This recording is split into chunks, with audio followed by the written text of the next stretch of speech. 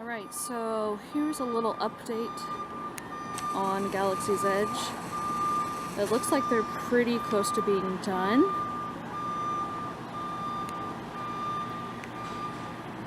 They're working on a rock right there.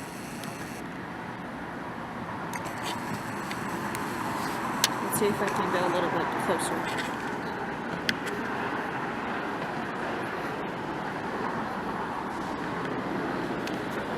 Yeah, they're doing a lot of work today.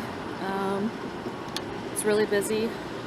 Had to park on many, but I guess it was a blessing in disguise because you can get a really good view of how Galaxy's Edge is going.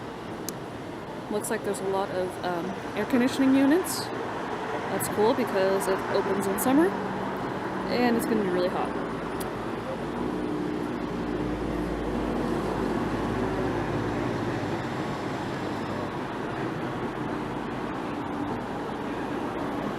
There was actually a cast party last night for Galaxy's Edge. I'm not sure if they got to go in there, but I know they got to see the cast member outfits that they would be wearing, so that was pretty cool. But that's pretty much it.